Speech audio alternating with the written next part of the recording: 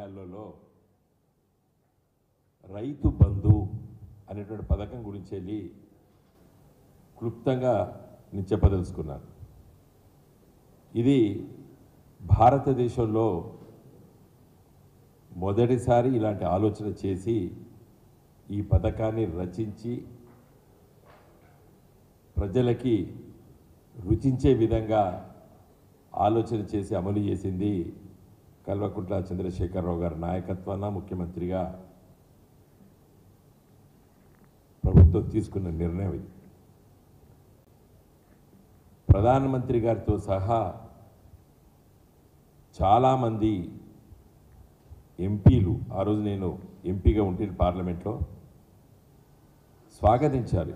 ఈ గొప్ప ఆలోచన చాలా గొప్పగా ఉంది, ఇది మా రాష్ట్రంలో మేము అమలు చేస్తామని చెప్పేసి 2-3 రాష్ట్రాలు వాళ్ళ ముఖ్యమంత్రులు కూడా ఇక్కడికి అధికారులను పంపించి ఆలోచన చేసి దాన్ని అమలు చేశారు. ముఖ్యంగా ప్రధానమంత్రి మోడీ గారు కూడా పిఎం కిసాన్ అనేటువంటి పథకాన్ని కూడా దీన్ని దృష్టిలో పెట్టుకొని ఆలోచన చేసి అమలు చేశారు. అమలు అవుతుంది. రైతు బంధు అనేటువంటి పథకము ఎందుకో ఆలోచన చేశారు. ఇది గౌరవ ఆనాటి తెలంగాణ రాష్ట్ర తొలి ముఖ్యమంత్రి కల్వకుంట్ల చంద్రశేఖరరావు గారు, మేమందరం కూడా ఆ చర్చల్లో పాల్గొన్నాం. రైతుకి ఒక పెట్టుబడి ఇవ్వాలని, ఒక ఇన్వెస్ట్మెంట్స్ సబ్సిడీలు ఇస్తారు. 75 స్వతంత్రం వచ్చిన తర్వాత స్వతంత్ర భారతదేశంలో చాలా ప్రభుత్వాలు సబ్సిడీలు ఇచ్చాయి. కానీ this is nothing but investment, capital investment. Corporate భాషలో చెప్పాలంటే రైతుకి పెట్టుబడి ఇవ్వడం. ఎప్పుడు ఇవ్వాలి పెట్టుబడి? రేవంత్ రెడ్డి గారు కూడా, మరి వారు వ్యవసాయం చేశారో చేయలేదో నాకు తెలియదు, కానీ వ్యవసాయ కుటుంబాలు సామాజిక వర్గంగా చూస్తే మనకందరికి తెలుసు, రోహిణి కార్తీ వచ్చిందంటే, అంటే మే చివరి వారంలో వస్తుంది రోహిణి కార్తీ. ఇంకొక 10 రోజులు అయితే రోహిణి కార్తీ వస్తుంది. రోహిణి కార్తీ వచ్చిందంటే తొలకరి జల్లులు పడతాయి, స్టార్ట్ అవుతుంది. ఎండ బాగుంటుంది తీవ్రంగా, అయినా వర్షం పడుతుంది. రైతు ఏం చేస్తాడు? సన్నకారు చిన్నకారు రైతులు బిక్కు బిక్కు అనుకుంటా అప్పు కోసం మరి ఆ ఊర్లో ఉన్నటువంటి ఆసాముల దగ్గర కానీ లేదా పెట్టుబడి పెట్టేటువంటి వ్యక్తుల దగ్గర తిరుగుతుంటాడు. విత్తనాల కోసం, దున్నడానికి ఖర్చు, ఒక డిఏపి బస్తా, ఒక యూరియా బస్తా, ఇవన్నీ సగటు రైతుకు అవసరం. నాటేయాలంటే పొలం దుక్కి దున్నాలి. అయితే ఇవి రైతు రోహిణి కార్తీ వచ్చిందంటే పిల్లి కూనలాగా తిరుగుతూ అంటాడు ఇళ్ళ చుట్టూ అప్పుల కోసం. ఒక ధైర్యంతో తన పంట పొలాలకు అడుగు పెట్టడు. ధైర్యంతో నేను దున్నబోతున్నాను, మంచి వర్షాలు పడ్డాయి అని చెప్పి అడుగు పెట్టడు. ఎక్కడ ఏమవుతుందో అని తిరుగుతుంటాడు. ఆ విధంగా ఉండొద్దని చెప్పి ఆ ఎక్స్పెండిచర్ ఎంత అవుతుందో పర్ ఎకర్ అని చెప్పి ఆలోచన చేసి రచించిన పథకం రైతు బంధు పథకం. ఇదేదో రైతులకు డబ్బులు ఇచ్చే పథకం కాదు ఇది. The spirit of Rythu Bandhu ఎప్పుడు ఇవ్వాలి?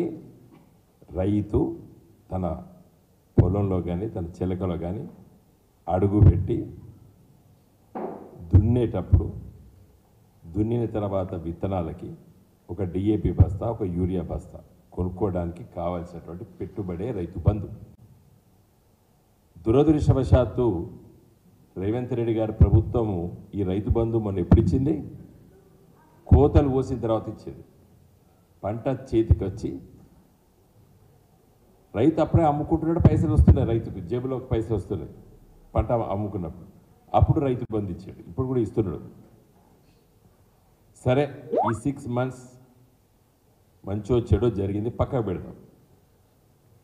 ఇప్పుడు ఇంకో 10 రోజులకు ఏమొస్తున్నది? రోహిణి కార్తీ వస్తున్నది. ఈసారి ఎర్లీ మాన్సూన్ అంటున్నారు. అంటే జూన్ మొదటి వారం లోపల వర్షాలు పడితేనే చెప్తున్నారు, వాతావరణ శాఖ చెప్తున్నది. అందుకోసమే ఈరోజు క్యాబినెట్లో మా యొక్క సూచన ఏంటంటే, మీరు వెంటనే రైతులకి రైతు బంధు ఇవ్వండి. రైతు బంధు ఇస్తారా, రైతు భరోసా ఇస్తారా, అది కూడా నిర్ణయం చేయాలి. రైతు బంధుకు రైతు భరోసాకు తేడా ఉన్నది.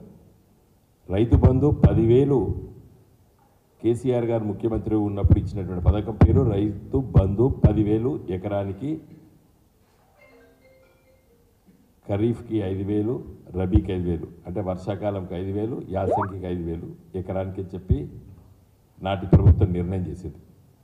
మీరు ఎన్నికల ఏమన్నారు, రైతు భరోసా అని దానికి పేరు పెట్టారు, పెట్టి 15,000 చేశారు.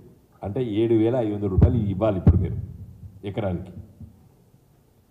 మీరు నిన్నటిదాకా ఇచ్చింది రైతు బంధు, ఇంకా మీ పథకం రైతు భరోసా మీరు ఇంకా అమలు చేయలేదు తెలంగాణ రాష్ట్రంలో. మొన్న ఇచ్చిన పైసలు కూడా కేసీఆర్ గారు 7,000 కోట్ల రూపాయలు డిసెంబర్ 2వ తారీఖు నాడు, నవంబర్ చివరిలో ఎన్నికల ముందు ఇచ్చేది ఉండే, డిసెంబర్ 3వ తారీఖు ఫలితాలు వచ్చే వరకు దాన్ని ఎలక్షన్ కమిషన్ ఆపింది. సరే, మీరు ఆ 7,000 కోట్లు మీ ప్రయారిటీ ప్రకారంగా మీరు రిలీజ్ చేసుకున్నారు వేరే వేరే వాళ్ళకి.